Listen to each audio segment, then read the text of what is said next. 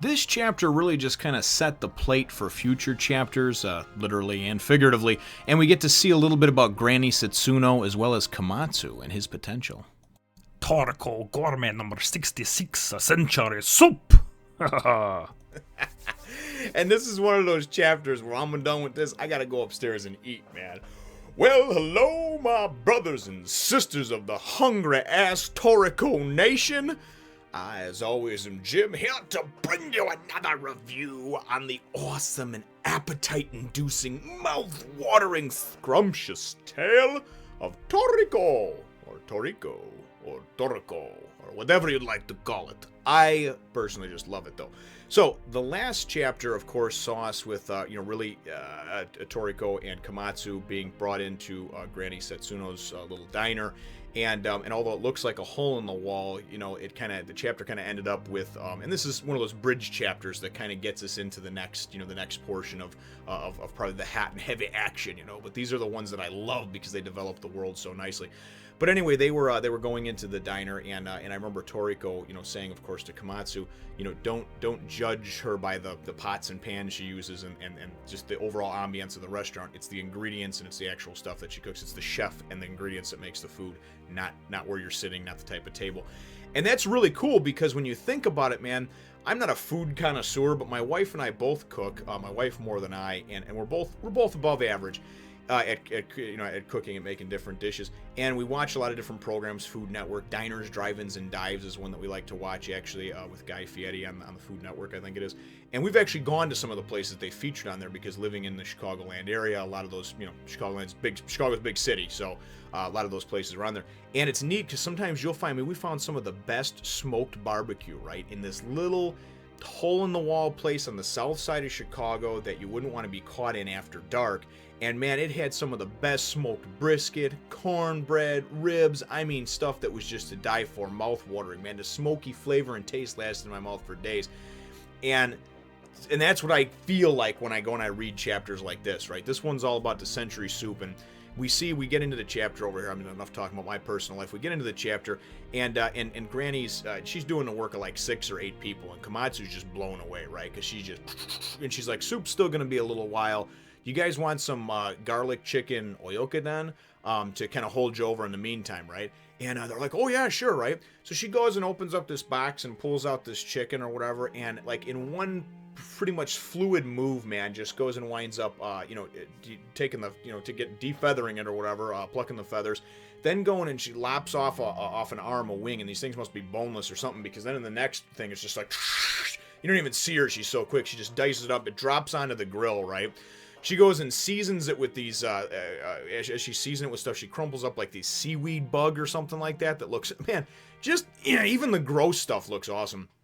While they're waiting for that, Komatsu has a drink of, Toriko says, hey, have a drink, and he says, oh my god, that's so good, what is that? It tastes like air, it's like air, it's so light, and he says it's actually called Aqua air, and it's the most purest, thirst-quenching water in the world, and I'm just thinking, my god, even they make water sound good, son of a bitch, So she goes and busts out and takes out and does this nice garlic chicken oyokadan or whatever. And before she gets to the end of it, she goes and busts out this egg, right? And I'm looking at it, and there's a bunch of yolks. It's a 10-yolk egg, right? And for a guy that likes to actually cook, and again, even the cooking that I don't do, I pay a lot of attention. I help my wife with things too, in addition to the probably couple hundred dishes I can cook, grill, smoke, whatever, man. I'm just like, wow, this is great. So she busts out this chicken, and it's basically like a like a Chinese dish. If you were gonna get, you got your fried rice, you got your chicken in there and whatnot, all the different flavorings. And she winds up becoming really impressed with Komatsu because because Komatsu's like, is that chestnut that I taste in there? And she's like, I did use a little bit of that, a little bit of ground chestnut in the actual stock. I can't believe that you were able to pick that out. You're a real sharp one. So as things go on over here, and the chapter really started out, there was a few drunks walking by the diner, and they saw that it was open, and they were like, and this was when they were like, oh, we're going to the next bar. Another guy's like, we're going to go to 62 more bars.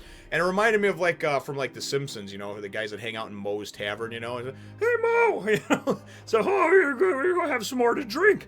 So these guys are all, you know, hammered and on their way to the next bar, and they see that Granny's Diner is open over there, and they're like, holy shit, you know? So one dude starts blogging about it, you know, just imagine him tweeting and whatever, and then there's a crowd that starts appearing over the course of the next hour or so, and it goes back and forth in between Sho and Toriko and Komatsu and Granny in the diner, and then all this big crowd that's forming out there.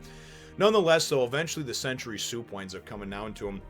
It's finished, you know, she pulls the top off it, and off the pot, and Toriko looks in it and says, there's nothing in there, right? And she's like, oh, it's in there. You just got to look closely. The ingredients have been purified and boiled down so much that the Century Soup, the reason it's called that is because it's like thousands of ingredients that are all representative of the century of the last 100 years, right? And they're boiled down painstakingly to extract these flavors, these to extricate these pure flavors, you know, condensed flavor, I guess you would call it. And 6 months this stuff it has to be prepared for, right? So she goes to scoop it out, and it looks like there's nothing there, man. That's how good this shit is. It's like it's like invisible, you know. And I'm like, oh my god, you know. So she's poured it in there. Komatsu's in fucking La La Land, man. He can't even. I mean, Toriko, of course, is munching up everything, and his soup is wonderful. And he looks at Komatsu, and Komatsu looks like, you know, he just is like frozen in time, you know. And he has to shake him out of his thing, and he's, oh my god, this is so lovely, you know.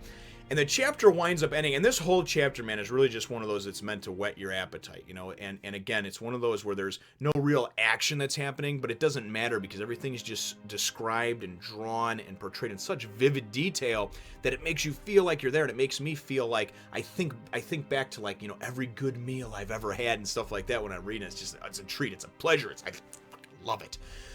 So the chapter ends off with Granny saying, you know what, let me go and take you to my real kitchen or my secret kitchen or something. So Granny got some kind of secret lair around down here that I guess they're going to take us to in the next chapter, and that's how things end off, you know. So all in all, a very, very fun chapter. And for those of you that, again, are just kind of the action junkies just seeking the, hey, I want muscle-bound guys to punch each other in the face and put holes in their chest, this is not the chapter for you. But if you're a person who likes all the little intricacies that tie together and create and paint the canvas and paint the backdrop, you can make a nice looking figure, right? You can make a nice looking whatever, but that's the backdrop and the world and just, oh man, everything is so vibrant, and the way ever it's described, it's mouth-watering. So I have to go eat.